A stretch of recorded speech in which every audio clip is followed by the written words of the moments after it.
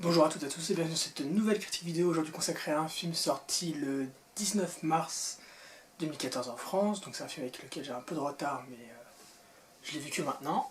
Ce film c'est Her, dernière réalisation de Spike Jonze, ou Jonze, je sais pas comment ça se prononce, parce que c'est un américain. Avec en tête d'affiche Joaquin Phoenix, donc l'acteur assez connu qui avait fait une fausse retraite il y a pas longtemps, qui est revenu, donc qui avait joué dans Gladiator, dans, je sais plus, Walk the Line, enfin il avait fait pas mal de films assez bons.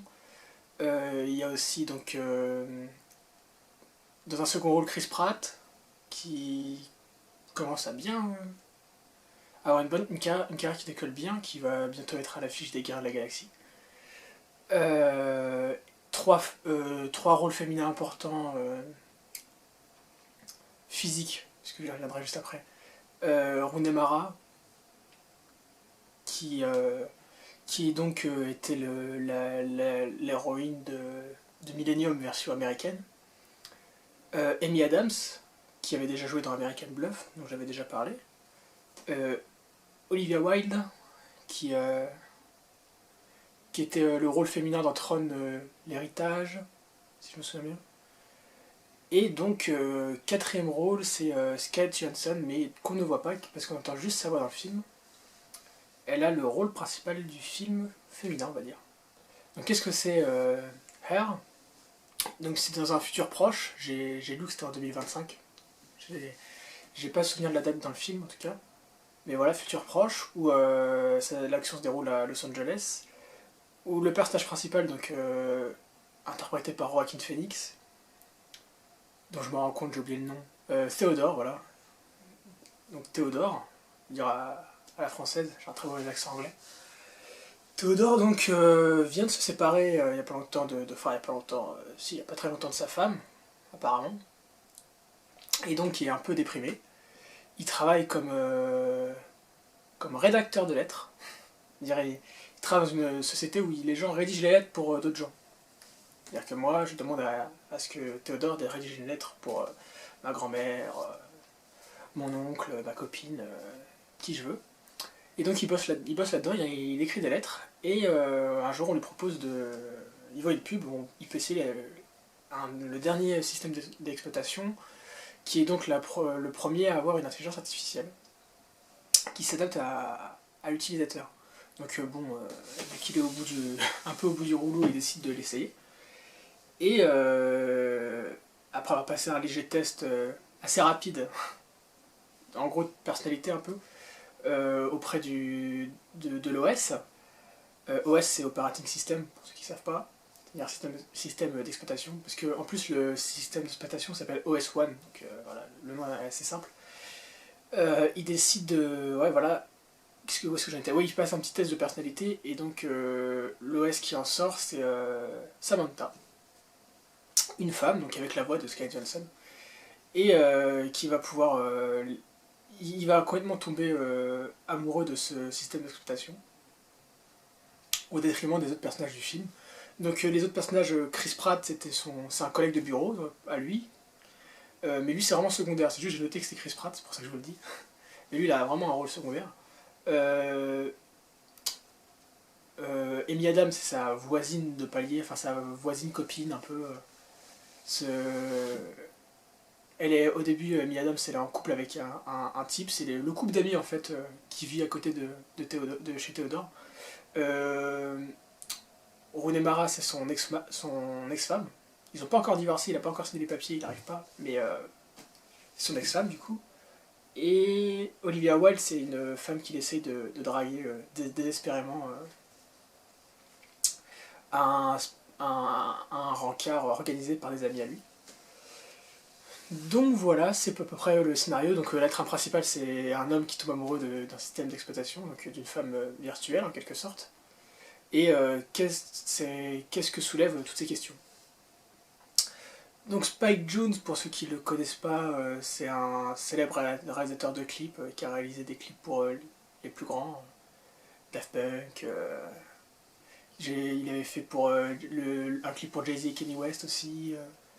Il a fait des clips pour qui d'autre? Enfin, il a fait trop d'artistes, Fatboy Slim, les Beastie Boys, enfin plein de gens. Et il s'était lancé dans le cinéma fin des années 90, début 2000, avec Dans la peau de John Malkovich. Et c'était vachement bien. S'ensuit après 2 films que j'ai pas vus, Adaptation et Max et les Maxi Monstres. Et là il revient avec celui-là. Donc c'est un mec qui a un univers assez particulier. Quand on voit un film de Spike Jonze, on sait que c'est un film de Spike Jonze. Avec des scénarios assez alambiqués, qui mêlent souvent la science-fiction. Enfin, je dis ça, j'ai vu que 2 films de lui sur 4 quand même.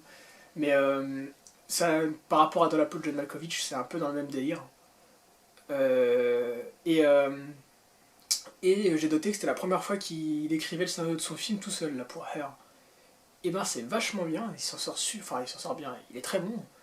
Il écrit un scénario vraiment sur une idée de base incroyable, un type qui tombe amoureux de son intelligence artificielle, faut le vouloir. Et il crée tout un univers autour de... Enfin, dans son film qui est comment dire, qui est réaliste. Enfin, le film se passe dans un futur proche, mais le cadre est très réaliste. Et c'est un peu un film parlant de science-fiction, mais plus d'anticipation, parce que ce qu'on voit dans le film nous paraît plausible. Je m'explique. Ça, c'est des bons points pour le film, quand même. Euh, on est dans une société, sans vouloir faire le sociologue ou le philosophe, on est dans une société où oui, les rapports humains se font de plus en plus à distance, via réseaux sociaux, téléphone, tout ça. Et dans le film, on a l'impression que tout ne passe que par les téléphones. Donc ils ont tous une oreillette qui leur permet de communiquer avec leur sorte de smartphone en quelque sorte. Et tous les gens dans la rue marchent tout seuls et parlent à leur téléphone, mais tous sans exception, et c'est tout à fait normal dans le film. C'est une chose qui arrive, qui monte un peu... on voit souvent dans la rue des gens qui parlent tout seuls au téléphone, c'est normal. Mais là, ça commence à devenir de plus en plus important dans le film, et dans le film, je veux dire, c'est globalisé, tout le monde fait ça. Et donc, en quelque sorte, il anticipe un peu à quoi ressembleraient les relations plus tard. Donc on voit, pour la première fois dans le film, on voit une scène de sexe virtuel. C'est-à-dire sexe par téléphone, donc j'imagine que ça avait... Enfin, j'ai jamais vu avant dans un film. Donc en fait, il y a 2 scènes comme ça dans le film. Il y a une scène au tout début où il appelle un peu des téléphones, enfin des numéros de téléphone roses en quelque sorte, pour avoir échangé des mots coquins avec une femme. Et donc ça se passe pas très bien. C'est très drôle, je vous raconte pas la scène, mais c'est extrêmement drôle. Et il y a une scène plus tard où il fait l'amour avec son système d'exploitation. Je vous laisse imaginer à quoi ça pourrait ressembler. C'est noir, enfin il y a juste un noir dans le film, et on entend juste les voix. Donc voilà, il y a des choses comme ça assez nouvelles, du jamais vu. Moi personnellement, j'ai jamais vu ça au cinéma. De quoi je voulais vous parler d'autre? Musique excellente, c'est Arcade Fire, le groupe qui a composé la musique, elle est excellente dans le film. De toute façon, Spike Jonze étant un réalisateur de clips, il a souvent des choix musicaux très bons dans ses films. Faut que j'arrête de généraliser, j'ai vu 2 films de lui. En même temps, il n'a pas fait beaucoup. Et dans les 2 films que j'ai vus, il y a des très bonnes musiques à chaque fois. De quoi je voulais vous parler d'autre? Mise en scène, bah oui, mise en scène de Spike Jonze. Il y a des... Alors, la photographie du film est excellente, l'image du film est super belle. J'ai l'impression qu'ils ont mis un filtre à l'image parce que elle reste dans la même tonalité de couleur en permanence. Je sais pas, je ne saurais pas me l'expliquer. J'ai pas assez de base sur les qualités d'image. Mais il y a une qualité particulière à l'image du film, c'est très joli à voir. Il y a des très beaux plans aussi de Los Angeles, et pas que, parce qu'ils sortent aussi de Los Angeles. Et voilà, les choix des cadrages sont souvent très bons. Enfin, le film est très agréable à regarder, c'est très beau.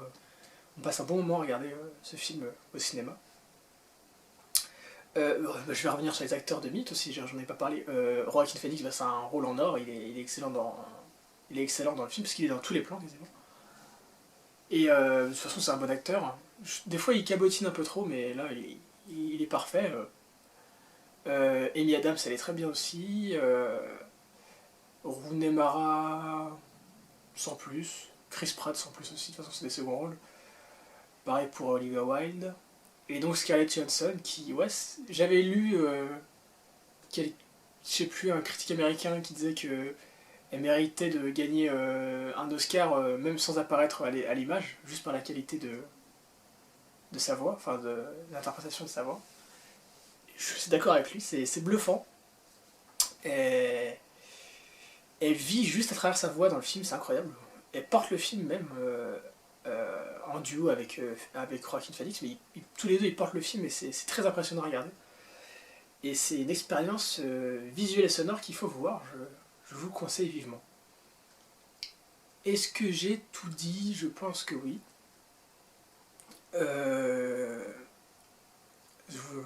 Ouais, j'ai tout dit, je pense. Donc, en conclusion, Her, c'est très bien. J'ai pas trop envie d'analyser le film, parce que c'est vraiment particulier, j'ai du mal avec analyser des films comme ça, très, très compliqué. Enfin, c'est pas très compliqué, mais le dilemme du film est assez particulier, sur les relations sociales et tout. Mais je vous conseille d'aller le voir. Il y a une fin ouverte, un petit peu. Moi, je trouvais que c'était une fin ouverte, en tout cas. Si vous le voyez, vous me direz ce que vous en pensez, si vous voulez. Et donc je vous souhaite vraiment d'aller voir Her, même si ça fait déjà un mois qu'il est sorti, et qu'il marche pas trop mal, j'ai l'impression. Je précise, tiens, j'ai oublié de le dire, hein, ça a gagné un Oscar du meilleur scénario original et un Golden Globe du meilleur scénario. Et c'est mérité, j'ai plus les autres nominés, mais il n'y a pas de souci, il mérite amplement son Oscar et son Golden Globe. Et je vous conseille vivement d'aller voir ce film. Spike Jonze mérite amplement votre attention. Donc allez voir le film, je vous conseille. Et puis je vous souhaite d'aller voir d'autres bons films, d'excellents films même. Et je vous dis à une prochaine. Ciao!